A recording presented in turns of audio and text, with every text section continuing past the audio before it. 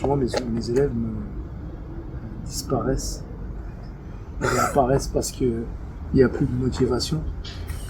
Parce qu'ils n'ont pas encore compris réellement. Tu vois, je parle avec les mots. Parfois, c'est difficile de comprendre certaines choses, surtout quand on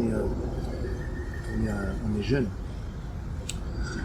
Parce qu'on a forcément, parfois, on a des objectifs qui vont être des objectifs pour adhérer à la société, on va dire, au niveau de l'image, tu vois, pour être... Mais malheureusement, avec les réseaux sociaux et tout. Mais ce que je voulais dire, c'est que la motivation, à chaque fois, je leur dis, la motivation, c'est de la merde. La motivation, c'est de la merde. T'as pas le choix. Si on était amené à faire du sport uniquement, ou les choses qu'on voulait atteindre dans la vie, uniquement quand on est motivé, on n'atteint rien du tout. On n'atteindrait rien du tout. Il y a des gens, ils sont motivés par le temps. Ah, il fait beau. Ah, je vais faire du soleil. Ah, il fait beau, je vais faire telle chose. En fait, ils attendent des conditions qui arrivent comme ça. Mais ils ne peuvent pas d'eux-mêmes se dire, il faut que je le fasse. Tu vois ce que je veux dire? Il y a plein de choses que moi, j'ai pas envie de faire, moi. Moi, j'aimerais bien manger des frites tous les jours. J'aime trop les frites. Non, mais sérieusement, t'as vu? Il y a plein de choses. Mais je le fais pas. Pourquoi je le fais pas? Tu vois ce que je veux dire? C'est pas forcément une motivation, en fait. C'est une question que t'as pas le choix. Parce que si tu regardes le fond des choses, si tu le fais pas, en fait, tu vas devenir quoi, une loque? C'est quoi, en fait? Qu'est-ce que tu veux? Je peux pas diriger ma vie par rapport à la motivation ou des choses comme ça. J'irai de nulle part. Et pour moi, les jours en or, c'est les jours où t'es pas motivé et que t'es quand même là et que tu les fais. Parce que les jours où t'es motivé, ils sont pas très présents dans l'année et ils te donnent pas beaucoup de résultats. Mais si tu viens quand t'es motivé et quand t'es pas motivé, là tu auras ce que tu veux. Là tu vas atteindre ton objectif. C'est pour ça que moi je me repose pas sur la motivation. Je me dis j'ai pas le choix.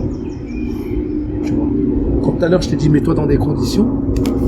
C'est pas forcément pour te motiver, tu vois, mais c'est de trouver de réelles raisons pourquoi tu le fais. Et c'est meilleur.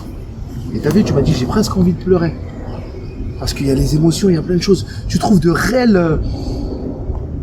Je sais pas comment expliquer ça, mais tu trouves de vraies raisons. Et ça va jusqu'à ce que ça touche tes émotions, tu vois. Et c'est là où il faut... C'est dedans qu'il faut taper. La motivation, c'est... Moi, je l'ai vécu, elle ne m'a rien apporté réellement. T'es motivé, oui, parce que bon, tu vas aller à la plage, t'es motivé, moi. La plage, ça dure combien de temps? Tu dois être motivé toute la vie. Ça va être difficile, mais c'est pas parce que c'est pas facile que tu dois pas faire de sport. Bien au contraire. C'est une chose qui doit t'aider. Tu prends ta douche tous les matins. Tu manges. Tu te brosses les dents. Tu fais ci, tu fais ça. Quand on était petit, on nous disait va te laver, va se faire ci. Surtout nous les garçons, on n'a pas trop envie. Hein. On est un peu des crasse-pouilles, on s'en fout. Tu vois ce que je veux dire? On n'a pas envie. Jusqu'à ce qu'on commence à raisonner et comprendre qu'en fait, c'est pour notre bien. Et maintenant, c'est devenu quelque chose de... Tu comprends?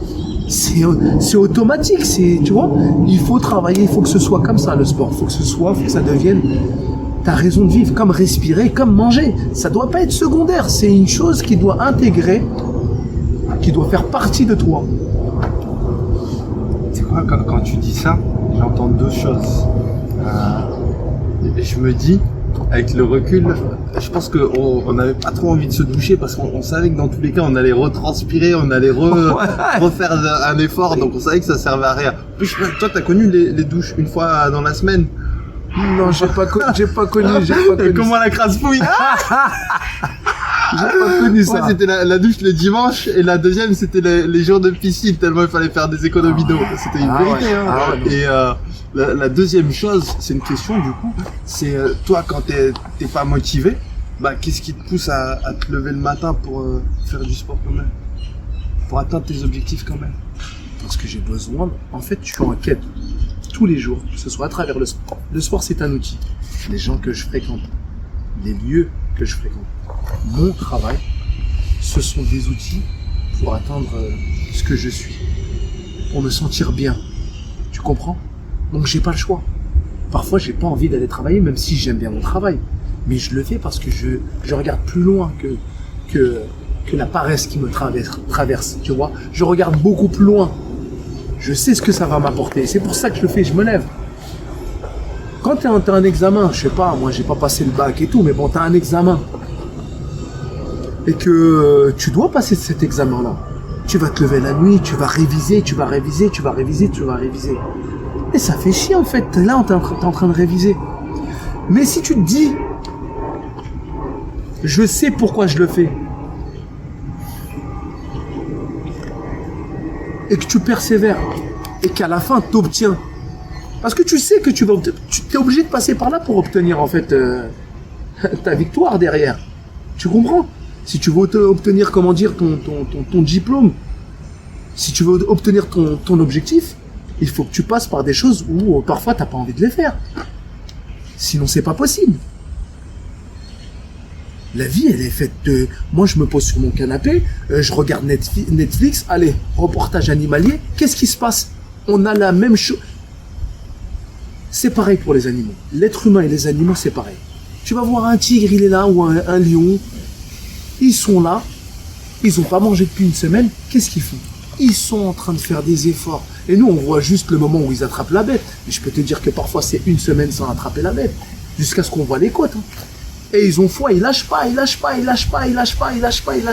Jusqu'à ce qu'ils arrivent et ils mangent. Et là, il y a le moment d'aisance. Et tu les vois jouer avec les petits, nanana. Tu vois ce que je veux dire? On voit tout ce qui est beau, mais derrière, c'est un travail. La vie, c'est pareil. Tu veux vivre des moments d'aisance sans qu'il y ait une sueur qui tombe. C'est pas possible de ton front qui coule de... C'est impossible. Tu es obligé de l'accepter. Il faut accepter la philosophie de la vie. Elle est comme ça. Que ce soit pour nous, pour la moindre mouche que tu vois voler. Les oiseaux, c'est beau, mais là, il est en train de voler. Oh, c'est magnifique. Et il sort de son nid pour aller chercher à manger pour les petits. Tu vois? Et il a la foi. Il sait qu'il va revenir et qu'il va ramener. Il m'a dit à l'ancienne, il m'a dit, il y a un écrit comme ça. Et si l'être humain avait autant de foi que l'oiseau quand il quitte son nid, en sachant qu'il est pertinemment, il sait quand il quitte son nid qu'il va ramener à manger aux petits. Si on avait la même foi en nous-mêmes, on irait loin. On irait très très loin. On n'a pas foi à tout ça, on n'a pas foi à ces efforts. Il faut avoir foi. C'est le fruit de la réussite ces choses-là. Te dépasser comme ça physiquement, est-ce que tu as le sentiment que ça justement te permet d'augmenter ta foi? Est-ce que le dépassement physique, ça permet d'augmenter ta foi? Oui, parce que si tu as foi en toi, tu arrives à... Bien sûr.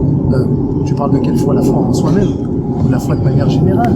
Mais si tu as foi en toi, tu vas découvrir des pouvoirs. Et tu vas découvrir ce qu'il t'a donné. Donc tu te rapproches de ton Seigneur. C'est très important. Il nous a donné un outil, c'est le plus bel outil du monde. Le cerveau, là, c'est vraiment une dinguerie. C'est une dinguerie. Mais apprends à le découvrir. Et tu arrives à le découvrir pendant ces efforts-là. Quand tu te dépasses, tu passes des étapes, tu progresses. Et tu découvres la machine. Tu découvres ce qu'on t'a donné. Et c'est immense. Et c'est là où tu dis, mais, comme on disait, tu remercies ton Seigneur, tu dis, mais, là, c'est incroyable. On est capable de développer tellement de choses, d'atteindre tellement de choses, et à la fois tu te dis, mais on se donne tellement de limites. Tu vois, on se donne tellement de limites, alors qu'il y en a très très peu. Dernière question peut-être avant la mise en pratique. Est-ce que tu penses qu'on peut vraiment s'améliorer en étant seul? Bien sûr. C'est le but en fait. Tu peux t'améliorer. En fait, il y a des moments où tu dois te retrouver seul pour t'améliorer. La compagnie va t'aider à t'améliorer quand tu vas être seul. On se rend compte. Tu m'apportes des choses. Des choses que tu m'apportes. Au bout d'un moment, je vais me retrouver seul dans la vie. Tu t'es retrouvé seul dans le désert, tu t'es retrouvé seul à un moment. Que ce soit volontaire ou pas. Parce que les gens t'ont donné avant de te retrouver seul, vont t'aider sur tes moments de solitude. Tu vas méditer sur tout ça. Ça sert à ça aussi de se retrouver seul. de prendre tout le film de ta vie là, et méditer tout seul et te revoir ces images sans que personne t'interrompe. Il faut qu'il y ait personne dans le milieu que tu veux, là où tu te sens le mieux, et tu te poses et tu te parles à toi-même à l'intérieur. Tu te revois petit jusqu'au jour présent. Tu vois, c'est important. Et après on se relève et on va recroiser les gens, le monde. Croiser de belles personnes, des personnes qui t'apportent. Parce que je demande toujours que Dieu me fasse croiser des personnes qui m'apportent. C'est non seulement écraser mon ego, mon orgueil aussi, pour que je puisse continuer à apprendre et après transmettre tous les jours. C'est ça. Un grand merci à toi, Ben, pour tout ce que tu nous transmets. Merci.